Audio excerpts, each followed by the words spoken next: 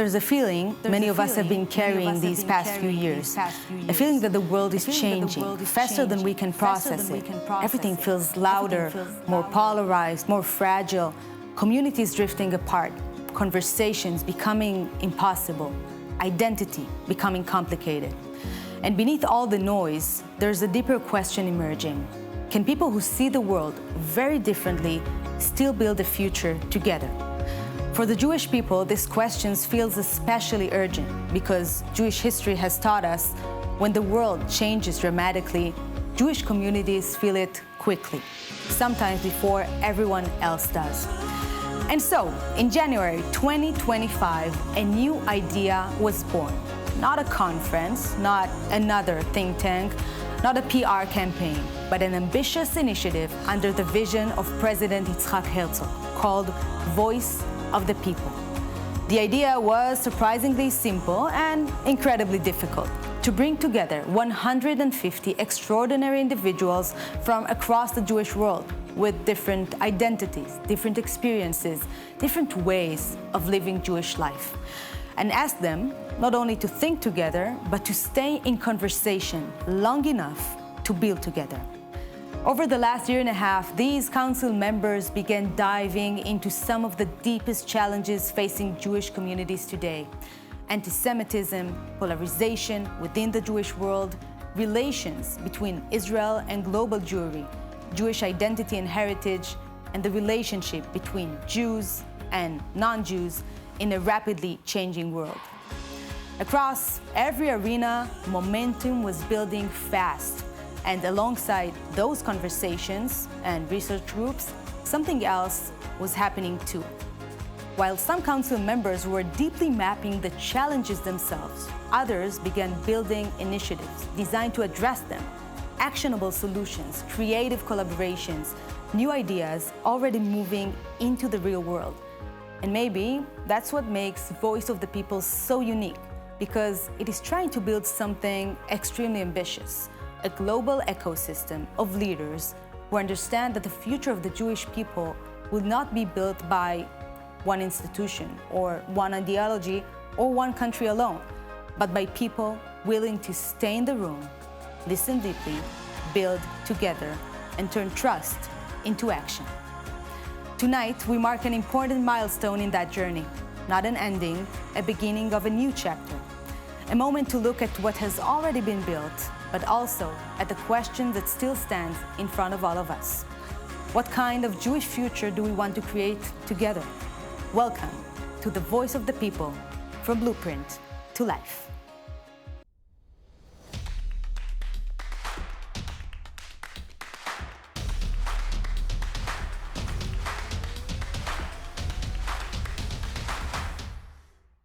Good evening, everyone. Good evening, President Herzog. Thank you. Thank you for being with us. Erev Tov, Shalom, Bruchim Habayim. A special welcome to the President of the State of Israel, Isaac Herzog. Thank you for being here. In our chair of board, Amira Aharonovich, the Voice of the People team, to our council members, to our partners and supporters who believed in this vision from the very beginning.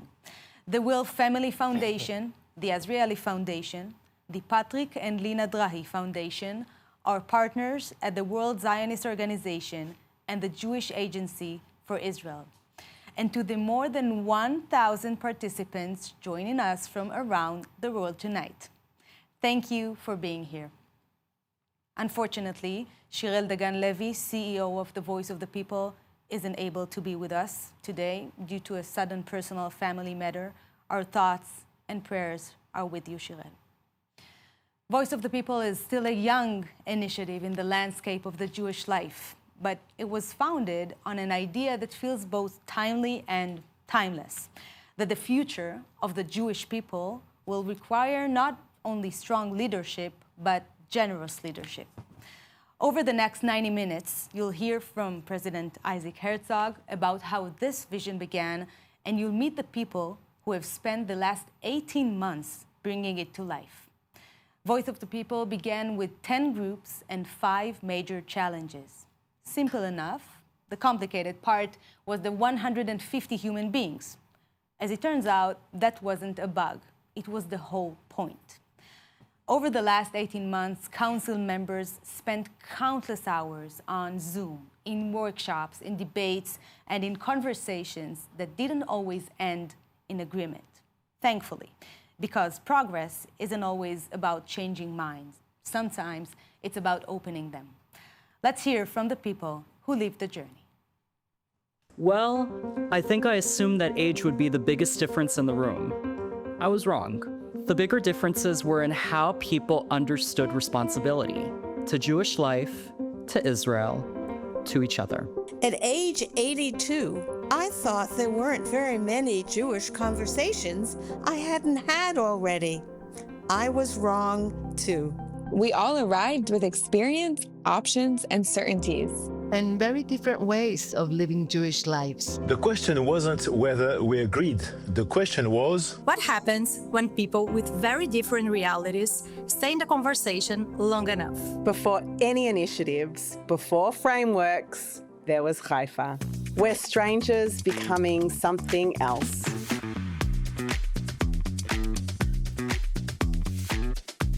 Then came a conscious decision to stay connected, even if it means we are on Zoom all the time. We spent months debating anti-Semitism, not just the solution, but the problem itself. That sounds familiar. We studied polarization, and we found ourselves navigating many of the tensions that we were trying to understand. We were trying to understand what keeps communities together. And at times, our own group became the place where that question was tested. Our group literally split into several subgroups working on different initiatives. Eventually, we understood that maybe staying connected matters more than staying aligned. I think many of us arrived believing disagreement was the problem. Now I wonder if avoiding disagreement is the bigger problem. I joined thinking Israel diaspora was a strategic challenge. Then came another war with Iran. But even during wartime, people were showing up. Others were navigating anti-Semitism in places they'd always considered safe.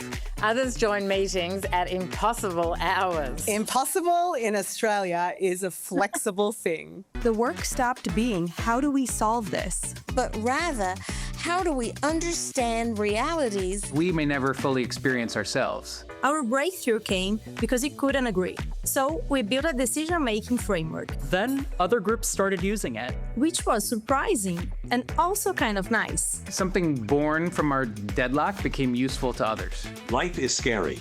Jewish life is scary. But we cannot build it around fear. We have to embrace the joy, and not just the oi. Or at least not only the oi. One realization stayed with me. Shared Jewish identity doesn't always automatically create shared understanding, and maybe that is where peoplehood begins. We spent time asking how Jews relate to the rest of the world. Eventually, I started wondering how often we truly listen before deciding who someone is. We kept discovering something surprising. What sounded like disagreement were often people trying to say similar things through different experiences. Our facilitators taught us to listen. To stay in conversations. Even when it's hard. In many ways, they embodied what we were trying to build. So thank you guys. You're the best. We came expecting measurable outcomes. We left with something harder to measure. Relationships. Networks built on trust. Leaders willing to take responsibility. And ideas. That slowly became plans. I'll say something unpopular. Questions are underrated. I'm leaving with more questions than answers. Maybe that's success. Maybe success is staying. Staying curious. Staying connected. The group work may be ending. But in many ways, it may only be the beginning. So we want to say good evening again to everyone joining us via Zoom. So we want to see you up on the wall. Hello, everyone. Thank you for joining us. 18 months ago, Voice of the People began with a bold idea that the future of the Jewish people should be shaped not only by institutions, but by diverse voices working together across differences. Since then, the world has changed dramatically. And so tonight feels like the right moment to pause, reflect, and ask, what have we learned? Please welcome the President of the State of Israel, Mr. Herzog. Thank you so much for being here tonight. Just to let you guys know, Amalia Duek is one of Israel's great TV stars. Her family comes from Syria originally. True. And it's always the Jewish story that emanates behind every one of our Jewish brothers and sisters. So it's great to see all of you, dear Mishpacha. Thank you so much. Mr. President, when Voice of the People launched 18 months ago, it was mostly a vision. Today, it is a living network of people, ideas, initiatives, and relationships. Looking back at this point in time, what feels different from what you originally planned? So first of all, I'm very proud and pleased. I think it's an amazing initiative that spreads its vibes all over the Jewish world. What really matters and is really impressive is the enormous diversity of Jewish sisters and brothers who are part and parcel of this unique initiative. And clearly it has picked up and is moving forward beautifully. Now we are, you know, I love the first cohort. It will always be the first cohort, but hopefully soon we'll move to the next cohort. And in this cohort, the first cohort will be the leaders that will spread the message forward. So I'm very happy and very proud. I want to thank the partners, the board, and of course the management, and a big hug and kiss to Shirel. Yeah, from all of us. I don't think any of us imagined how the world would change over the course of 18 months. Rising anti-Semitism, growing polarization, also the acceleration of AI, to say the least. Has any of that changed the way you think about the challenges and opportunities for the Jewish world? So we live in a transformative age. And by the way, I always think about it, you know, in previous generations, there were dramatic events that shaped the world. And they come all of a sudden. October 7th, we know was a shock and surprise, and its vibes go on and on and on. So we live in a new era. How it will play out, we don't yet know. But one thing is clear. It cannot change our thinking about maintaining, preserving, protecting, nurturing, and developing the Jewish people. It cannot. We have a duty. I truly see myself not only as the president of Israel, but as the president who cares and leads a lot in the Jewish world. We have responsibility for the Jewish world. It's something that matters. And therefore, if we work together and build it together, we will also build things for the future. That is the real gist of the greatness of Voice of the People. I want to talk a bit about your perspective. You've spent your life in public service, public leadership. What have you learned about leadership that you wish you had known 20 years ago? So one thing is clear to me. You have various styles of leadership. I read all the time. I'm a huge fan of history books and biographies and what's not. And I read all the time. Actually, right now, I'm reading the last book of Henry Kissinger about 6 figures that shaped the world and were his interlocutors. And it's fascinating to see various leadership styles. What I believe that this age needs is actually a lot of adaptive leadership, meaning working with people together, not only giving orders, not only bullying or pushing, but also dealing with human beings on a, in an equal level, honoring them and listening to them. That is why the parallel initiative of mine in Israel to Voice of the People is called Time to Talk, Machlifim Milah, which means changing words, which means changing views and ideas, respecting the fact that you may have a different view, but together we are one nation, and as such we need to move on together. We're actually so tiny and small and so endangered that we better be together. Mr. President, if future generations of the Jewish people were to look back at this moment in history and in time, what would you hope they remember about us? So this is a wonderful question because, we look back at previous generations and how they went through enormous challenges and the horrors of the Holocaust, and then the movement to the creation of the only nation state of the Jewish people in 2,000 years. So I think we ought to be looked at, this generation, as a generation that went through an enormous challenge of pain, agony, hate, what's not, and yet came forward with correcting the world, with healing the world, with doing good in the world, with showing immense resilience, with being proud of being Jewish, and of course being proud of its nation state, of the state of Israel, and much more united. We always tend to quarrel, we always tend to be divisive. It's from chapter A in the Bible, we know it, and forward, but we ought to learn the essence and understand that we don't have much of a choice, nor do we have the privilege of ever quarreling. We better stay together and work together for a better world for the Jewish people and for the world at large. Insightful as always. Thank you.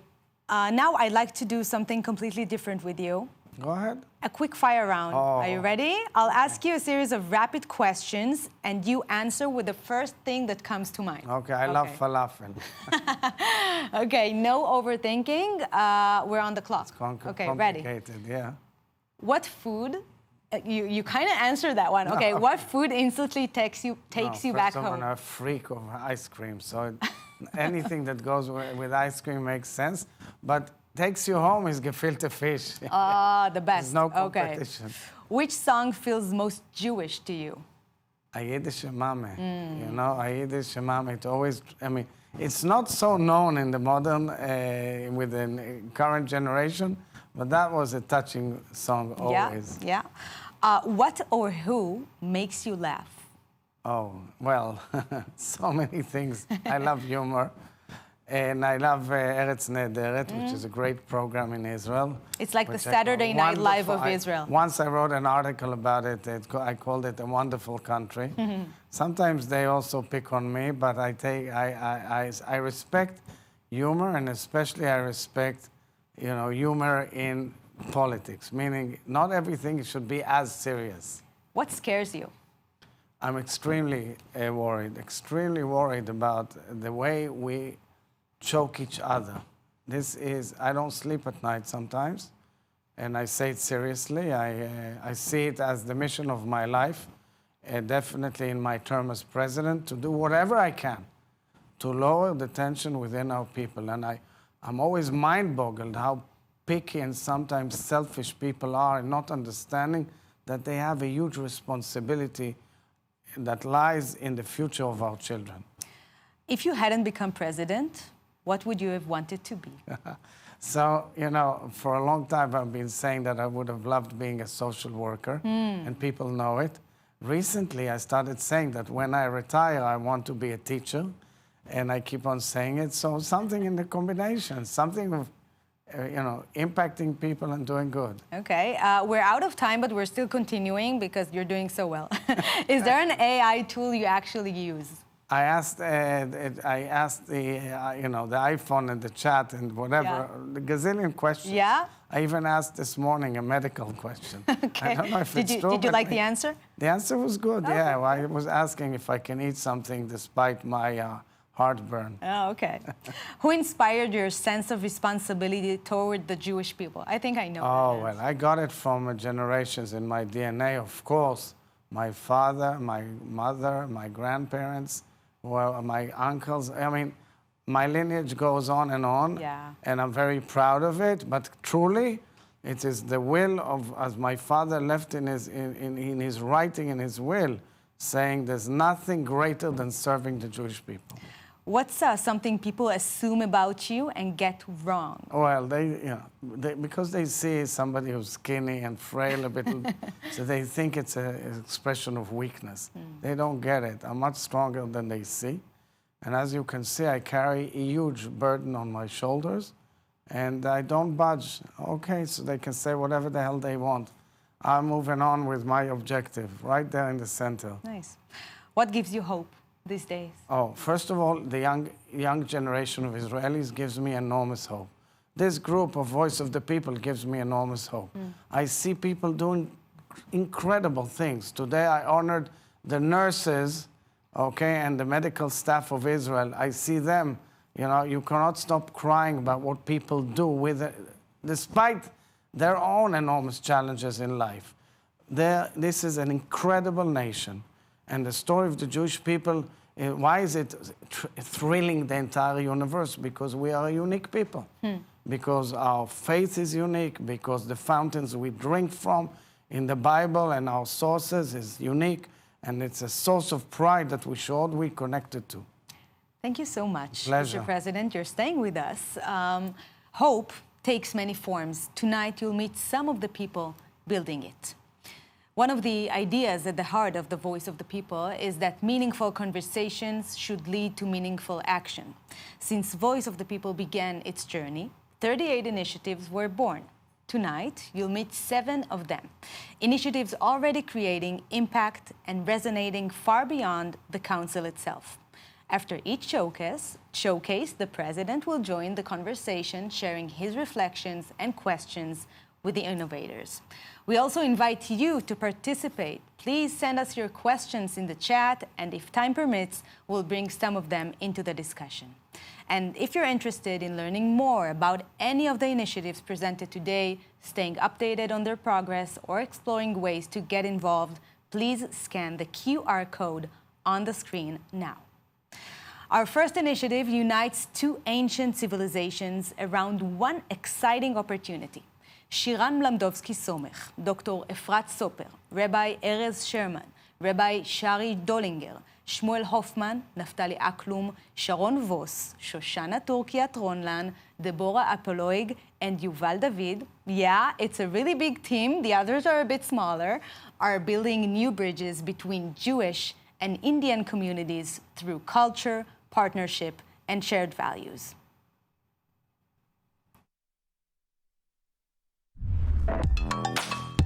The Jewish-Indian Alliance was created by a group of international Jewish leaders.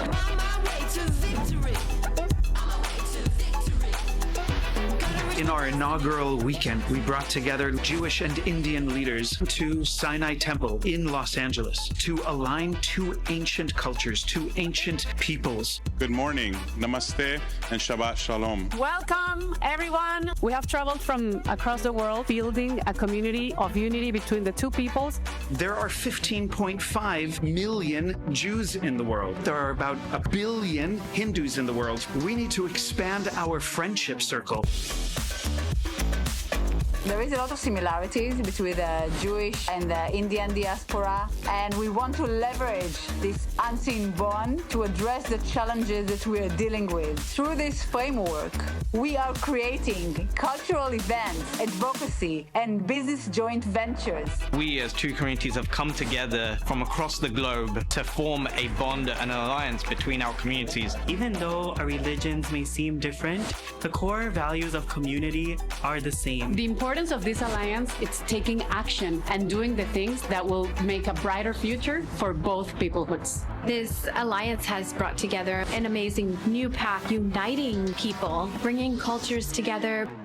The significance of the Jewish-Indian Alliance is focusing on family, our focus on faith, our focusing on our ties to our ancient homelands. We get together and share really positive values and stand strong against bigotry, hatred, anti-Semitism. This alliance brings together the diasporas of India and the Jewish people through joint ventures, collaborations to become a global community. If we all come together, we can show how our core values are the same. Through seeing the good in others, you start to create that love and that bond, especially in a time like this where there is so much that separates us and divides us. I think everyone should come together and be part of this initiative. I think it will be incredibly valuable, not just to us, but yourselves as well if you join. We owe it to our children and to the next generation. And we really need your support, your involvement in this alliance, in this initiative. The Jewish-Indian Alliance, this is a global initiative about peoplehood, diaspora, shared values, and a shared future. Come and join us. Shanti, Shalom,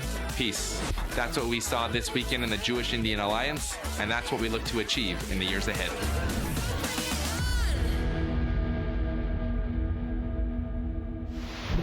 What happens when artificial intelligence learns about the Jewish people from the internet? Dr. Maya Ackerman is working to make sure it learns the right story. Hello, everybody. It's great to be here. I'm Dr. Maya Ackerman. It's great to be here with President Herzog and my fellow council members. We've all worked so hard to get to this moment, and it's really amazing to be here with you. Since 2023, anti-Semitism and AI have risen in tandem. We all know that digital spaces like social media have been a large part of the strategy of the people actively working against us. But with AI, we have an incredible opportunity. It's becoming the most trusted source of information, a source of information that people trust more than social media and even more than search engines. And so we have an opportunity to change how people all across the globe perceive both Jewish people and Israel by focusing on artificial intelligence right now. AI always has a point of view. It's never neutral. The idea of AI as some sort of truth-telling, all-knowing oracle is a complete myth. So with every image, with every bit of text that AI shows you, it's sharing a kind of agenda, if you will. So for example, here is how Midjourney, perhaps the most popular model for used by content creators, because it's really high quality, this is how Midjourney depicts secular Jews. Here is how it depicts Jewish women. It really combines elements of just about every culture except ours. Magen David becomes a cross. Sufganiyot become bagels. So today, AI is clearly part of the problem. It's not only perpetuating existing biases against Jewish people, but it's actually inventing new ones. But we have an opportunity right now, if we get in early enough, if we don't wait the way that we did with social media and Wikipedia, we can actually turn it into a really, really important part of the solution. And so another thing I wanted to share is that sometimes we feel demotivated because AI models are trained on the internet, which is very anti-Semitic, so we feel like there is no hope. But in reality, over the past couple of years, companies have been putting in more and more effort into alignment, meaning that the models are progressively representing not what the data shows, but whatever it is that the AI companies want to portray. So this is actually good news for us. The companies are getting more and more control over their models. So the POC that we did focused on fixing visual AI models. So if you take a prompt like secular Jews, you got the image on the left, as I showed you earlier. What we do then is we expand the prompts in the background, providing more context, and we get images such as the one on the right. And what's really good about this approach is that it's very safe and very transparent. Not only would it give prompts that Jewish people can use to create really high quality images, but also we can then go to Midjourney and say, look, when people ask for Jewish women, here is how you expand the prompt so you can get good images. In a sense, simply correct images, such as the one on the right. Sufganiyot becomes Sufganiyot, and here we have an image of Passover, which typically gives you Arabs eating bread, and now with our corrections, you get real Jewish Passover. I'm also doing a lot of work speaking about this, raising awareness about AI and anti-Semitism. I spoke at H.E Hate, and here are the other talks coming up, the other talks and events coming up throughout the rest of the summer. The next step, we need to continue the work. We need to analyze not only more text-to-image models, but also LLMs like Gemini, like ChatGPT, etc. Continue to figure out solutions, practical solutions that can be handed to the AI companies, partnering with organizations such as ADL and AJC to make an impact and start driving change and moving the needle. Most philanthropy responds to today's challenges. Serge Douati is asking a different question. How do we prepare for the challenges we haven't met yet? Meet Otzera. Thousands of years ago, Joseph looked at years of abundance and prepared for years that had not yet arrived. He understood something many societies forget. Resilience is built before it is needed. Joseph stored grain, but not out of fear, but out of responsibility for people he would never meet to protect their future. The Jewish story has often been a story of preparing for uncertainty. Building, rebuilding. Today, Jewish communities mobilize extraordinary capital, more than $18 billion every year. Yet almost every dollar raised is consumed within the same year, while the responsibilities themselves continue across generations. Education, security, identity, community. Which raises a difficult question. Can permanent needs continue relying primarily on temporary capital? I spent decades raising capital, investing capital, and eventually beyond asking what am I building, you begin asking, who am I building it for? The problem isn't capital. Capital exists. The problem is financial architecture. Otsera combines two ideas, treasure and seed, preserving value, planting for the future. A sovereign wealth fund for global Jewry designed to preserve and grow capital over the long term and distribute stable annual returns to strengthen Jewish continuity, resilience, and security. One engine compounds capital across generations. Another strengthens communities today. We grow the money and only spend the profits, so it lasts forever. Otsera does not replace institutions. It strengthens them, supports them, sustains them. An investment platform serving all participants. The question is no longer about the Jewish people being able to weather adversity. The question is whether we can learn to think in centuries again. Joseph stored grain. Perhaps our generation must learn to store something else. Capacity, resilience, time itself. Please join me in thanking our presenters. Ideas are important, but what makes tonight special is seeing ideas take shape in the real world.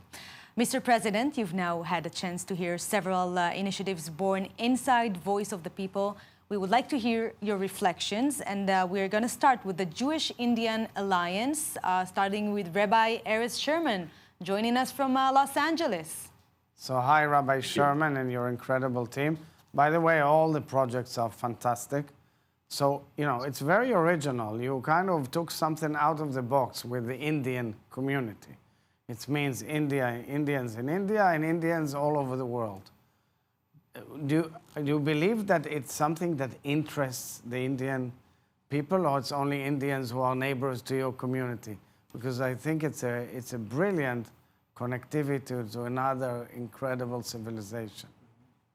Yes, thank you, Mr. President. What we learned very quickly was as much as we don't know them, they actually did not know us. I remember one participant saying, I've walked by or I've driven by your synagogue so many times, I did not realize that I could enter.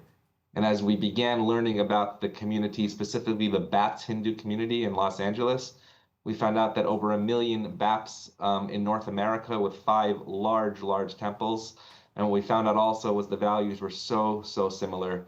On that Shabbat morning, Mahul Patel, the head of the Baptist community, stood on our bima, and he told us that the guru went to the Kotel in 1999, met with Shimon Peres, and there placed flowers into the Kotel to pray for all of the notes that had been and will be put in the Kotel forever. And the next day, bravely put that speech on the screen in front of his 2,000 worshipers.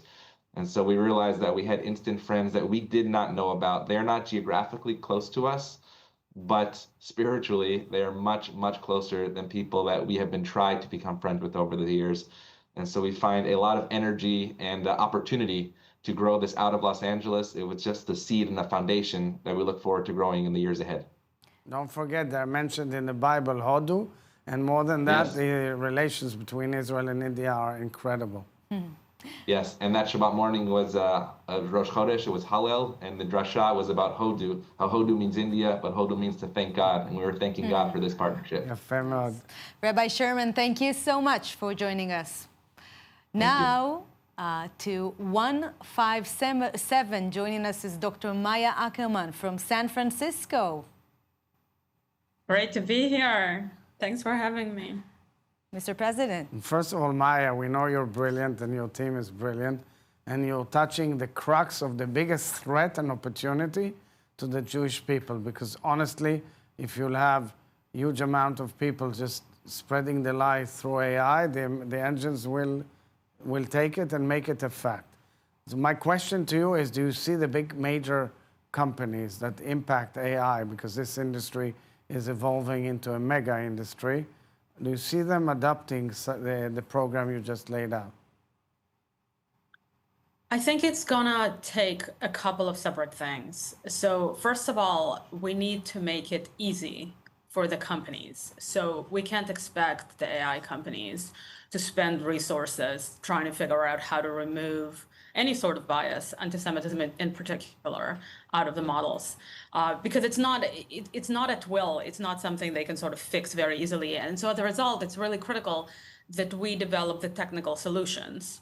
So when we come to them using our best advocacy methods, which we have developed across many other spaces, then we know exactly what we're asking them for, we know exactly where the problems are, and then the ask together with sort of classical advocacy approaches becomes very feasible, and I believe it'll be possible to implement it in a very timely manner. Okay. Thank you so much. Thank you, Dr. Ackerman. Really fascinating field. And now to our next group with the Otsera. Joining us is Serge Tuati from London. Hello. Hi, Serge. Hi. Hi, how are you? Listen, first of all, you touched something very important. There's huge wealth that will be transferred also to the next gen. And the question is, can it be a standing fund to deal, in my mind, predominantly with Jewish education? But the impediment is that that each person likes to manage his or her philanthropy. How do you overcome that? It's a good question, and what you're raising is exactly the type of questions I've faced. The goal is precisely, the goal here is in fact to build an infrastructure, right? It's to build, we are permanent and enduring people, and we need a permanent capital. That's the reality. It's capital that lasts and grows.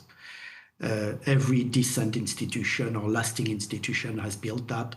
For some reason, we haven't done it, but that's what I'm trying to do We have just to remember, for example, the Jewish Agency, which spread in 66 countries, has an endowment because of the support of the federation systems and communities and Keren Hayesod, meaning there could be something bigger that serves the entire Jewish world with an existing model, but that's something to search into. No, that's the concept of endowment or trust fund. I didn't create it, and to some extent, what I'm doing is using a well-known solution applied to the global Jewish people, global Jewry as a whole, and so that we talked about, and you talked about frictions, disunity. My point is that if you want to create unity, then create one vehicle that unify people together. To some extent, you can be right-wing or left-wing. I guess $1 becoming $2. Whatever your religiosity or your political inclination, everybody agrees that that should happen. And the goal is indeed to fund here strategic priorities. Education is obviously one of them. Security is also one of them. In fact, the strategic priorities of the Jewish people are, to some extent, the strategic priorities of any other people. Well, thank you very much. Thank you, Serge Tuati. Thank you for joining us.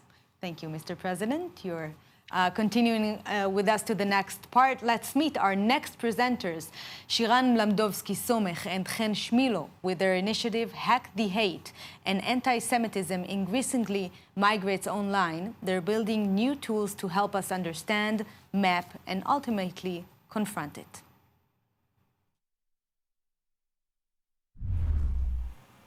Since October 7th, anti-Semitism has surged around the world, online and offline, in cities that felt safe, in places that call themselves open. Anti-Semitism, it's not new. What is new is how fast it spread and how far. Algorithms reward outrage. Hateful content spreads faster than the truth. Platforms make money from clicks, even when the clicks fuel hate. Then generative AI arrived. It can distort history, and the models carry bias of their own. Generative AI systems may be trained on data that includes Holocaust denial and anti-Semitic content. ChatGPT fabricated a Nazi atrocity and presented it as historical fact. Clear anti-Israel and anti-Jewish bias across all 4 major AI models: GPT, Claude, Gemini, and Llama. The same technology that spread hate can also catch it, flag it, correct it. The tools exist, or we can build them.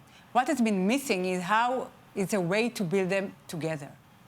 I was in the room. It was the third Hack the Hate event.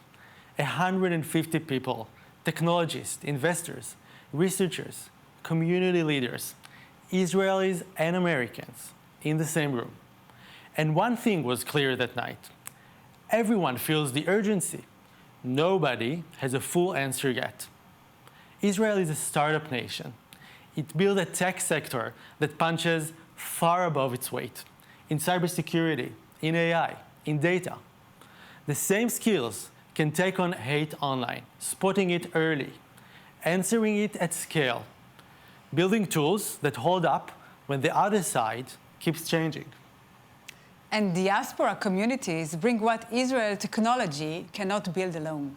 The network, the legal know-how, groups that know how anti-Semitism look in Germany, in the US, in Argentina, ties to platform, to schools, to policymakers, and daily first-hand knowledge of what people are facing. Neither side can do it alone. Israeli tech on its own builds tools that miss a real problem.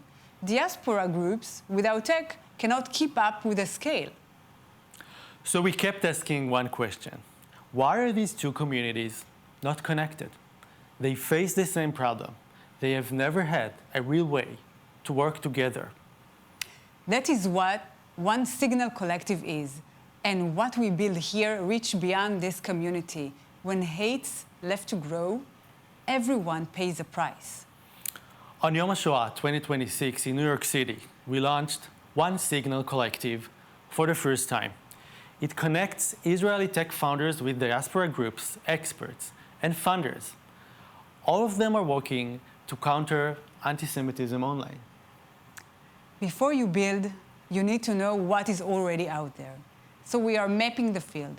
Startups, nonprofit with a real tech product, venture fund, research institute. For each of them, we look at what they build, how far along they are, and where the gap sits. We are building it together with a top strategy firm and the voice of the people, all reviewed by leading experts. One Signal Collective will become a permanent hub. It will connect Israeli and Jewish tech founders with diaspora groups, AI experts, and researchers on the same problem. The mapping comes first, then live pilot, then a global tech community working together to develop scalable solutions. The goal is to build something that lasts beyond one event, a place where the right people find each other, build together, and move fast. Hack the Hate showed what's happened when you put the right people in one room. One Signal Collective make that room permanent. Anti-Semitism is where we start. The urgency is greatest here, and the tools are needed most. But what we build here work for everyone. Tools that spot hate, answer it, and put verified facts into LLMs. They served anyone facing organized hate. What starts here doesn't stay here. That is the larger promise of this work. We are not just countering hate. We are showing how communities and technology can work together to protect human dignity at scale. And we are just getting started. Thank you, Chen and Shiran. Sometimes the strongest communities begin with the smallest tribes. Erin Schroed is helping young Jewish families build connection, belonging, and identity from the very beginning, one tiny tribe at a time. When I became a mother 2 years ago, I looked around for toys that reflected my values, modern aesthetic, and foundational approach to ritual. I wanted a beautiful way to weave Jewish life into everyday play. But for the most crucial years of a child's development, I found nothing. I have a reminder of why I want to do this work in my arms every single day for my son, for our next generation of Jews. Science tells us that 90% of brain development happens by age 5. More than 1 million neural connections form every second in those first few years. Yet traditional Jewish programming usually doesn't start until preschool or Hebrew school. We're missing that most critical window. That's why I created Tiny Tribe, Montessori-inspired screen-free playsets delivered directly to families every 3 months from birth.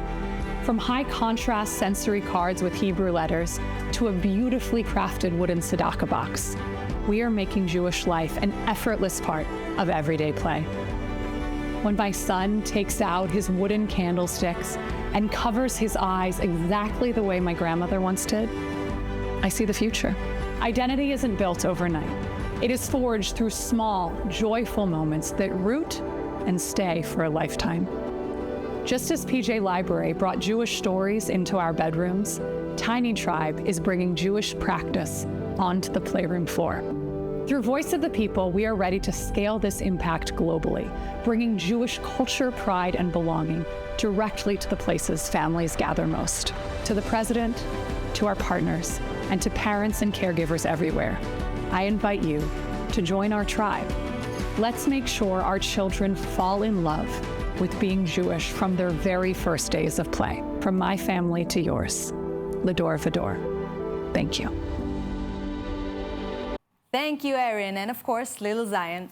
Our next initiative also focuses on the next generation and asks, can children lead a social revolution? Rabbi Aaron Baskin, Dr. Anit Hyman, and Joseph Steinberg believe that the most powerful antidote to polarization may be the next generation itself. From Jewish history, it is clear that the current lack of respectful interaction between Jews of different communities, identities, beliefs, and experiences is nothing short of dangerous and must be addressed. But how do we undo today's polarization in order to rebuild social cohesion? We spoke with experts, we looked at many studies, and ultimately we proposed what we now call MTT, Mitzion Tetzeh Torah. The idea behind MTT is that positive social developments in Israel spread throughout the Jewish world.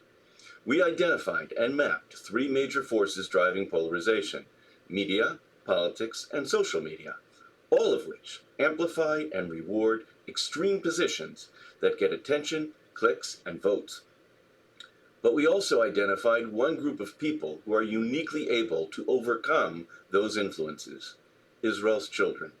And now we go live from Tel Aviv. Thank you, Joseph. Our research showed that only 23% of Israeli students report meaningful interaction with children from different sectors of Israeli society. Yet, 55% say they would like to help create a reality in which children from different communities know one another better and live together more equally. The willingness already exists. It's just the ability to drive change that doesn't. When we looked back at Israeli history, we saw that some of our most successful social revolutions were led by children. Don't pick the wildflowers, אסור לקטוף את פרחי הבר, seatbelts in the back seat, חובה לחגור גם מאחור, and the recycling revolution. Children changed the behavior of adults and of the entire culture, and children can make the same changes now.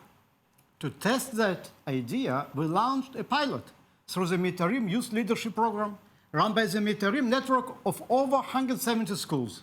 Students studied polarization. They explored social media. They analyzed how online behavior shapes real-world relationships and created a campaign called Don't Feed the Monster. The monster is not a person. It's not a political position or a particular approach to life. The monster is the cycle of polarization that rewards hate, outrage, and screaming with views, likes, and comments, and that transforms legitimate disagreement into hostility. Children already want social cohesion, not the polarization of today's adults. And just as they did with seatbelts, wildflowers, and recycling, it is children who can influence their parents' behavior. Just as children totally change society by telling their parents, you cannot start to drive, someone is not wearing a seatbelt. Children can be empowered to tell adults, don't amplify hate, don't reward toxic discourse, and don't feed the monster of polarization. The students then transformed that idea into a real campaign to spread the word to their peers, and we'd like to share a glimpse of it with you. כולנו שוחים עם הזרם של הרשתות החברתיות, בלי לזהות שאנחנו מאכילים מפלצת שגדלה ושולחת זרועות לתוך המציאות שלנו. אם החברה הישראלית חשובה לנו, אנחנו פשוט חייבים להפסיק להאכיל את המפלצת. The pilot proved something important. Young people are not only willing to engage, they are eager to lead. And they are willing to, and in fact want to, drive the necessary change. As they spread the word amongst themselves, more and more of them will remind their parents not to feed the monster. And now back to New York. From Jewish history, it is clear that the current lack of respectful interaction between Jews of different communities, identities, beliefs, and experiences is nothing short of dangerous and must be addressed. But how do we undo today's polarization in order to rebuild social cohesion? We spoke with experts, we looked at many studies, and ultimately we proposed what we now call MTT, Mitzion Tetzeh Torah. The idea behind MTT is that positive social developments in Israel spread throughout the Jewish world. We identified and mapped three major forces driving polarization: media, politics, and social media, all of which amplify and reward extreme positions that get attention, clicks, and votes. But we also identified one group of people who are uniquely able to overcome those influences: Israel's children. And now we go live from Tel Aviv. Thank you. Long before there were influencers, there were Jewish comedians. From the Borscht Belt in the Catskills to Hollywood, humor helped generations of Jews navigate an often complicated world. Rein Turknitz is bringing that tradition into the next generation. 150 Jews and the President of Israel walk into a hotel. It sounds like the beginning of a joke, but I promise you, it was no laughing matter. This is how we began the Voice of the People process, a serious group of serious people doing serious work on the most serious issues facing the Jewish people.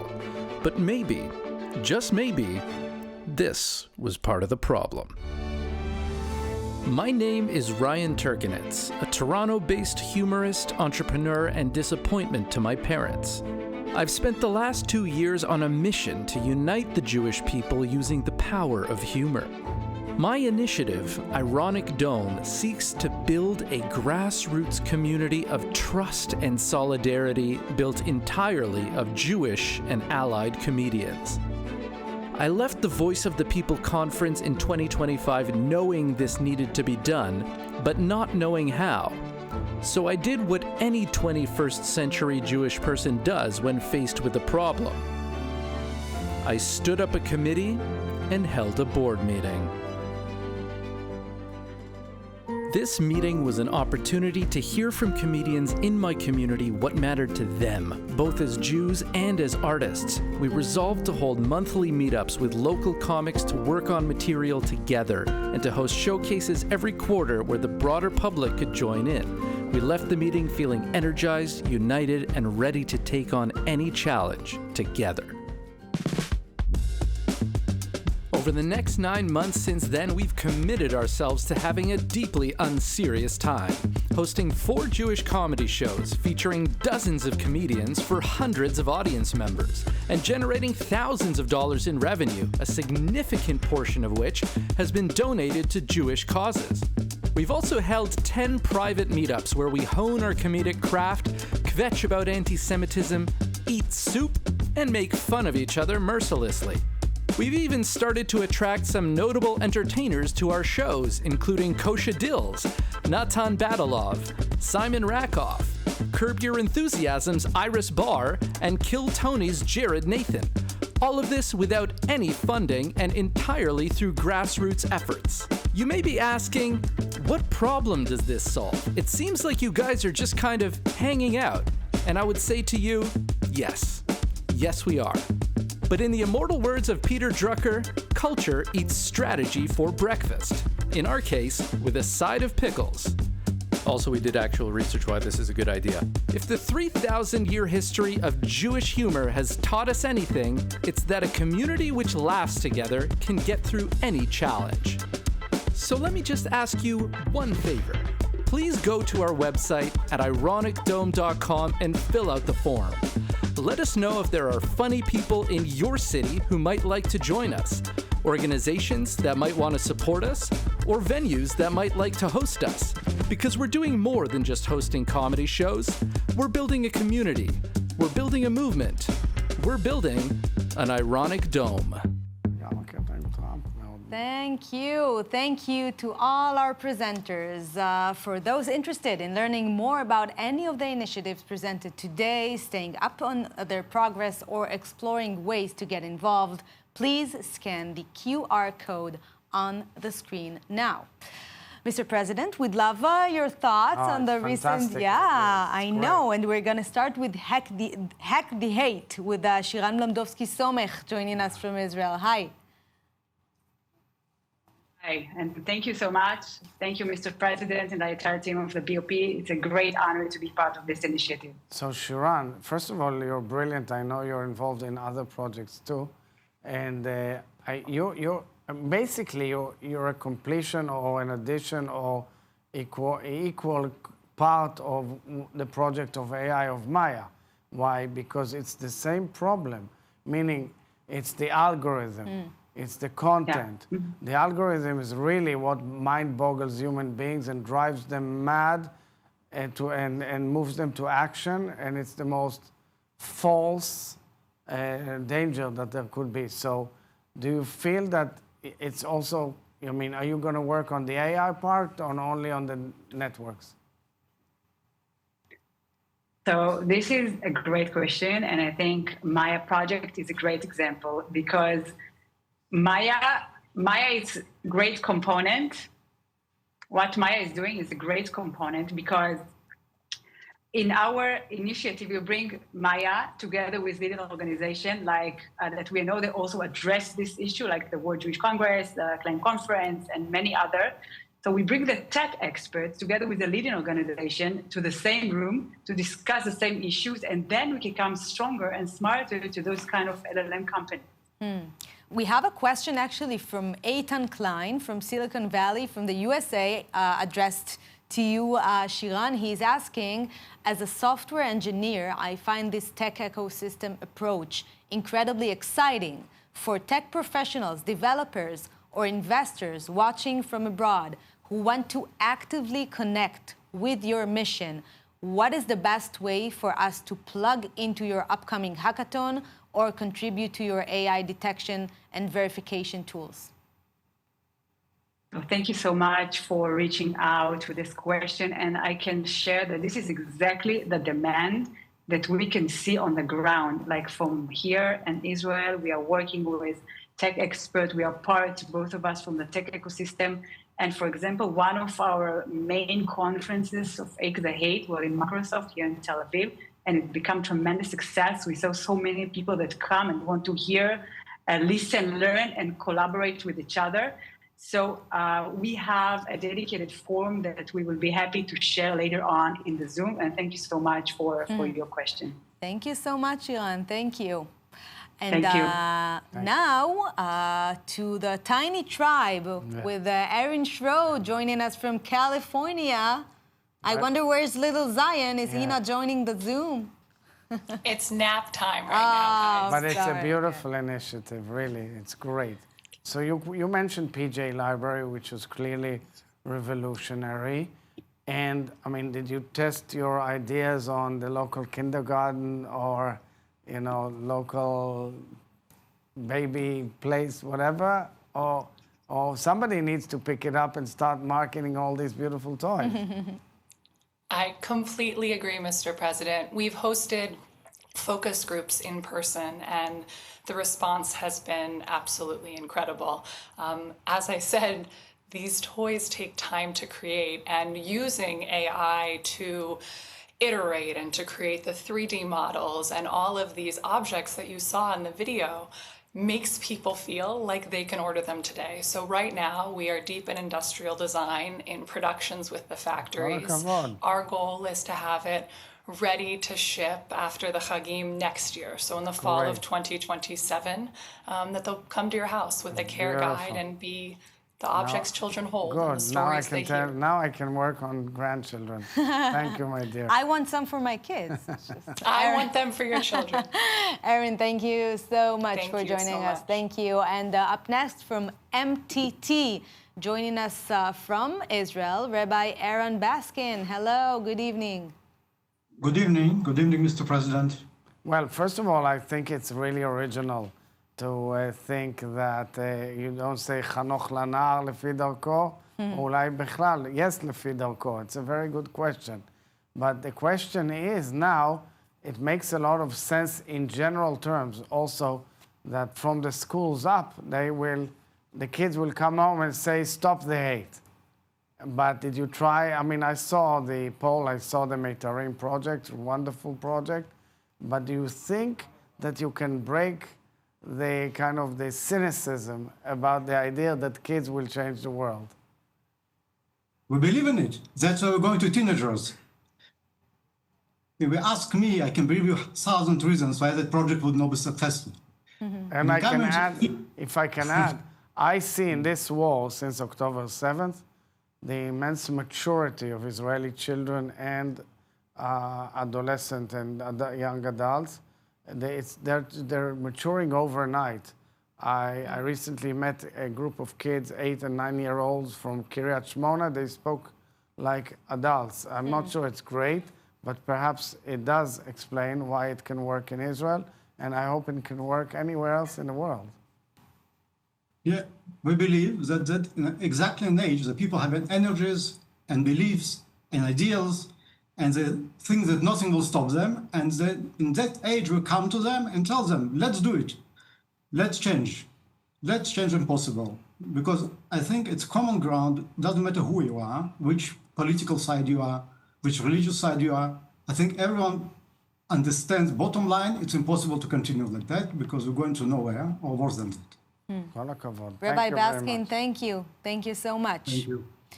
Now from Toronto, Canada, joining us is Ryan Turkanitz. Am I saying it right? Turkanitz. Yeah. Okay. Yeah, Turkanitz, Turkanich. Turkanitz, okay, I'm sorry. First of all, you're hilarious. All right, thanks for having me. Ironic Dome. You're totally hilarious, and I believe humor is a great tool. I grew up on a book called The Encyclopedia of Jewish Humor, by the way. There was a book like that, you can find it.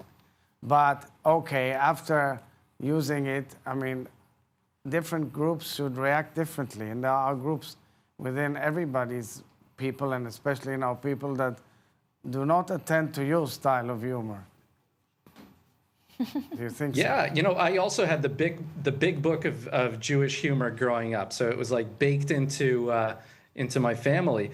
The thing is, there's ways to do humor in a positive way, in an ethical way, without punching down. And so that's a way that even if your style isn't the same as someone else, if you get a lot of people in a room doing it with those guidelines, then anyone can be included. It's fantastic. Ryan, thank you so much. And bring us some smiley. I cracked up here. I loved it. He did. Absolutely. I'll do my best. Thank you. I'm a witness. It's true. Thank you, Ryan. Thank you so much. Thanks so much. So as our broadcast is almost coming to an end, Mr. President, a message you would like to leave with everyone watching here tonight? So I'll say the beauty of Voice of the People is that it is a hotbed of great new ideas that the entire Jewish, institutional world can pick up and run with it and make a difference, because we are facing, dear brothers and sisters, we are facing enormous challenges. And I want you all to keep on working, thinking, doing, and inventing brilliant new ideas that can change the course of where we're at and can change our world, the Jewish world, and of course in Israel and outside, for the well-being of us and our children. President Herzog, thank you so much for taking the Toda time and rabba, being shalom here to all of you, and thank you, Amalia, for the great work. Thank you. Throughout tonight's broadcast, we've heard stories, ideas, questions, disagreements, and moments of connection, which is perhaps the essence of Voice of the People. Not a single voice, but many voices learning how to create something together. To close our evening, musician Ido Bartal will transform all these phrases and ideas from tonight's broadcast into an original live composition, turning conversation into music and many voices into one shared moment.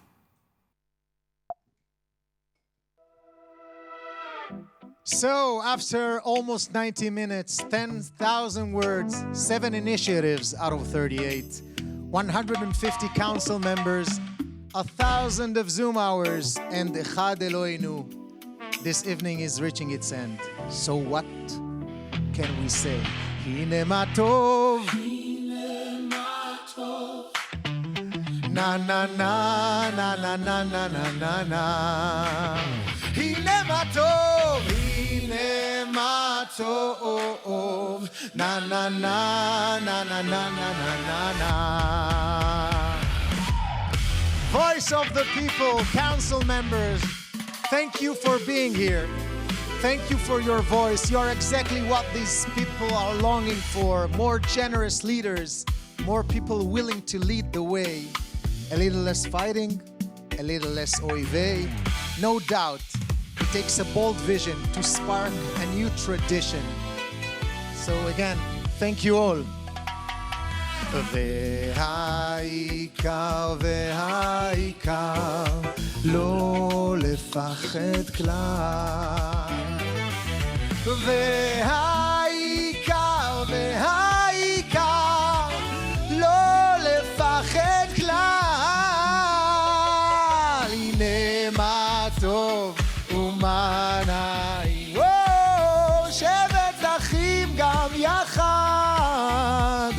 הנה מה טוב ומה נעים, שבת אחים גם יחד.